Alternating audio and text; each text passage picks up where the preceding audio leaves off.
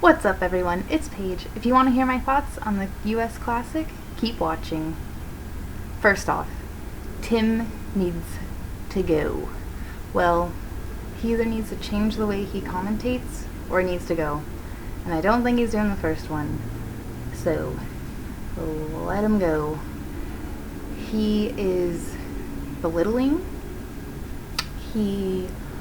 I still think he's a product of the old ways and is part of what helped lead to the creating the mystique around the Crowleys, and that they're like gods and that they're gonna make or break your dreams, and if you don't impress Marta, then oh my god, the world is over. And I feel like I'm over that. After the competition, my dream broadcasting team, can you imagine?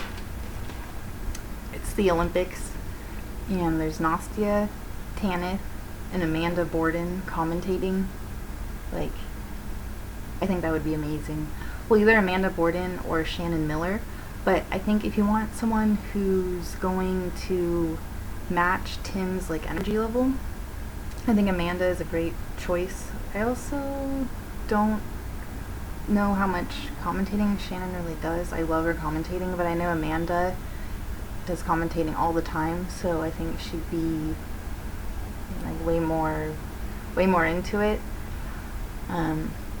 Obviously, my number one dream commentator is Kathy Johnson-Clark, but I'm pretty sure she's blacklisted from anything USA Gymnastics related, unfortunately. But so I think Tanith, Nastia, and Amanda would be so much better. So far the best thing going is that he says horrible things that are hilarious to make fun of. That's the best thing he's giving to me. Actually, there was one helpful piece of information that he gave, and he was talking about how Felice Jones's coach mentioned that the beam was shaky, and I thought that was interesting. I don't know if it looked kind of shaky, but it was definitely super squeaky for some reason, which bars are usually really squeaky, but it was every time they landed and stuff, so that was weird. So I wonder how that played into everything. There weren't people falling left and right or anything, but it definitely looks like if you go back and rewatch some beam routines, it's pretty bouncy. So I definitely think that back to what I was saying, I definitely think that Tim just adds nothing and just makes it awkward. Well, I've only been watching gymnastics since 2012, but I've watched countless broadcasts, gone back and watched countless broadcasts, and it really got bad. Well, besides when they would always say a million times a broadcast that someone weighed 70 pounds, which is the most unnecessary thing ever. When Tim, Al, and Elfie all got together broadcasting, it turned into the Mean Girls Club, where they're just bashing on young adults. And I still think Tim's basically still kind of does that.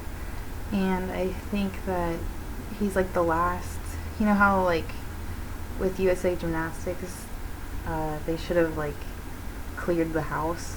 I think that, and NBC obviously got rid of Al, but I think they need to get rid of Tim as well. It's time. And I'm assuming Olympic Channel is a subsidiary of NBC. So yeah, that's just, I could not believe when he said that Morgan was provided an opportunity to win the to win the all-around at the World Championship 2017. All I heard when he was talking was the only reason Morgan won is because Reagan hurt her ankle, which is A, not true, and B, so rude. I can't even begin to even process why he would think that was something okay to say on a national broadcast, or to anyone for that matter. We have the only thing you can say is that Reagan was the favorite going into the all-around competition. Nobody knows how a competition's going to go, ever. Reagan could have fallen 7 times. Mai Murakami may have won. There's so many different things that could have happened. To say that the only reason, basically saying the only reason Morgan won is because Reagan hurt her ankle, is just super rude, and rude to, I think, it was Morgan and Reagan. And we need I never said, he needs to stop saying that. So, that was my, most, there's a laundry list of things, but that was the top of my list of just, I can't, it's time for him to not be commentating women's gymnastics anymore. Not at least not at this, level. I don't think he should at all. I'm just gonna say it. Before I get to the most important part, which is the actual performances, I feel weird about Tom Forster. I do. I was trying to give him the benefit of the doubt, and every interview just keeps getting worse and worse, in my opinion. He may have the best intentions, I don't know, but he comes off as he would kind of not really want to be there. Is is this thing over so I can go grab a beer or something? I just get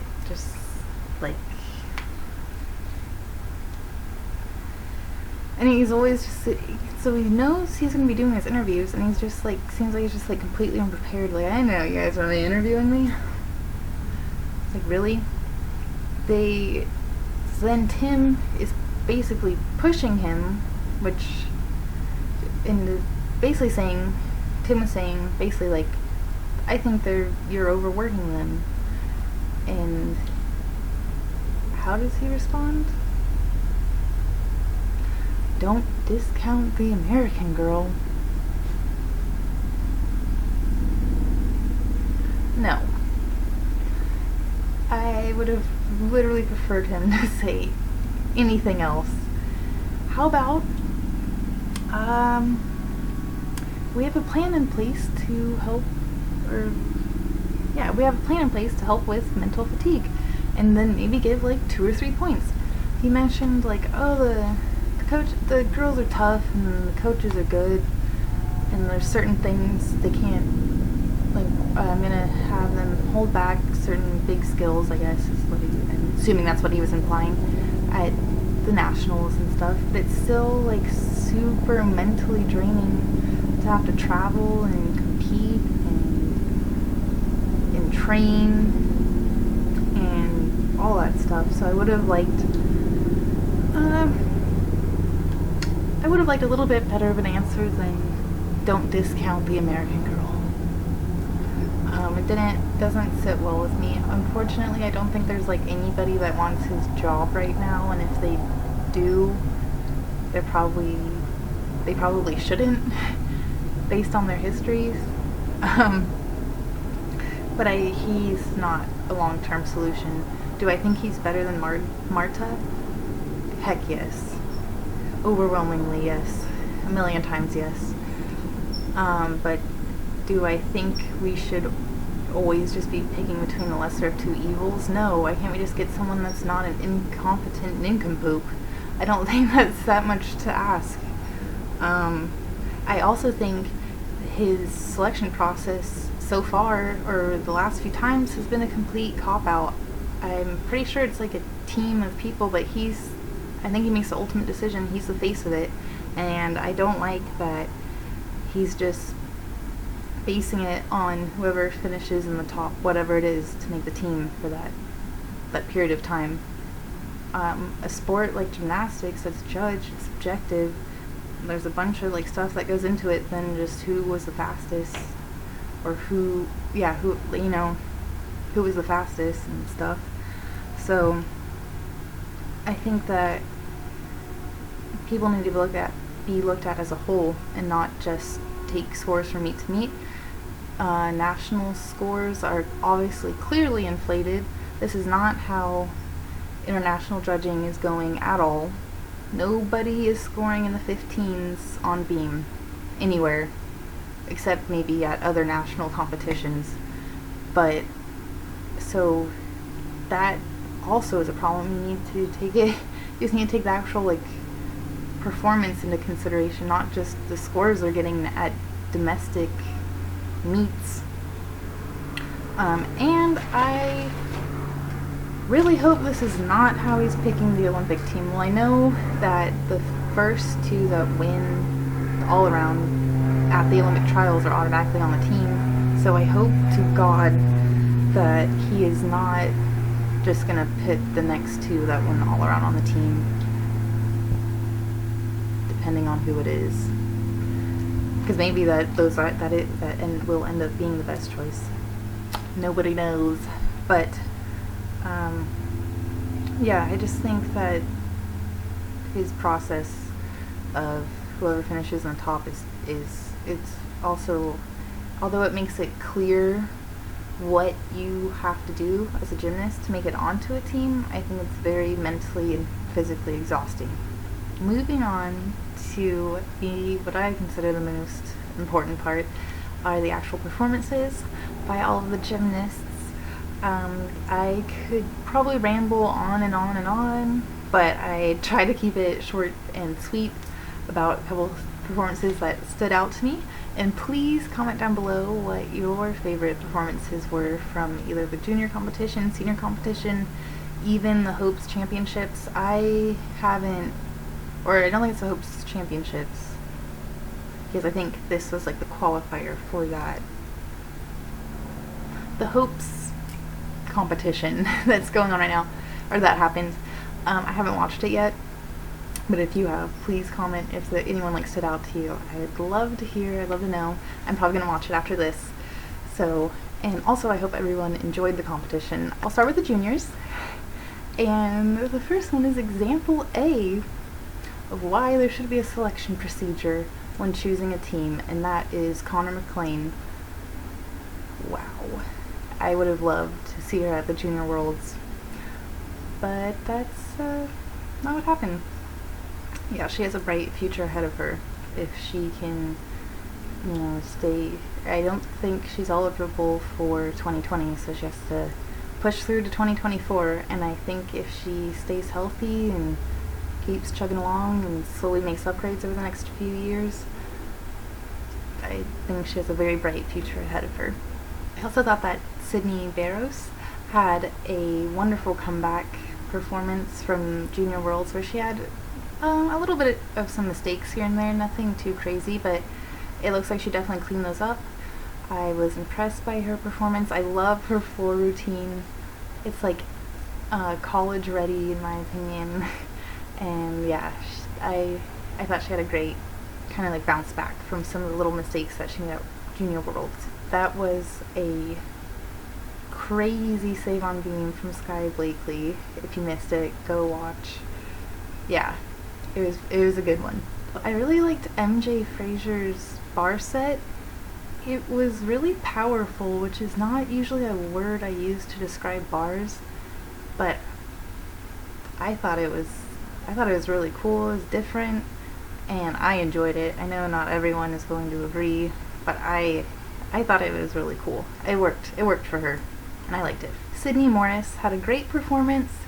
She was so close to like a super clean performance. There was a big balance check on beam, but she did not fall, and I was like, yay! And then floor, on a wolf turn of all things, of course, I cannot wait until those are downgraded like everybody else. With that being said, there are a handful of people that have really nice wolf turns. I think the best looking wolf turns are the ones where they keep when they raise their leg, they like keep it where they initially raised it instead of it like kind of going up and down. And the ones that have like really nice rotation to them, those are few and far between. So I cannot wait, like everyone else, for them to be downgraded. But in the meantime, everyone's doing them, and Sydney, she I don't know, I honestly think they kind of hammered her on floor because all of her passes were, were a little shaky, but I think she got like a 7.3 execution, and I don't think did she actually like fall on the wolf turn? Or is this kind of like a whoa kind of thing? I don't exactly remember, but I think her score was a little low in my opinion, her execution score. But I'm still really, really happy with her performance, and I hope at Nationals she can put it all together. Come on, Sydney. I'm rooting for you. I definitely cursed Kayla DiCello. Sorry, everyone. Right when I was like, nothing phases her. She's unshakable. And she did not have a good day. Nothing super disastrous, but just she's just not having a good day. But Nationals is soon. She can bounce back, and I'm excited to see if she does. I'm sure she will. Nola Matthews on floor. I loved her floor routine. I think she has like great floor presence and musicality. Like you can tell that well, in my opinion, it looks like she actually like can like feel the music and like do things right on the beat to the music instead of like, this is choreographed. It's like and sometimes it's like a little second before the actual beat, but she was like right on it, and I was like, yeah. So I don't know, this day and age they're recruiting them when they're in like 7th grade, so I don't know if she's already like committed to a school or anything, but she definitely has a future in college gymnastics if she wants to, because she definitely has that college floor routine vibe going. Moving on to the seniors, I'm not talking about Simone until she makes some more adjectives, but I'm gonna start with Michaela Skinner. I'm really disappointed that there wasn't one fist pump or anything. I guess it's just back to being dead on the inside at elite gymnastics, going, come on. Come on. It's like, come on, give me a fist pump. I wanted a fist pump, man. Nothing. Honestly, she's probably just worried about that floor routine coming up. I have nothing but admiration for her going for all that difficulty and trying to do all that in that short amount of time. Amazing. The music and choreography was a hot mess, but she has a year to work on things, and I definitely think that even by Nationals, I think she'll be, knowing Michaela, she's super competitive, and she is not going to want to repeat that performance. I thought her beam performance was amazing. I don't think she got rewarded enough on her execution for that, which I never thought I'd be saying that, but I especially how they're throwing out execution scores left and right, I think she was underscored.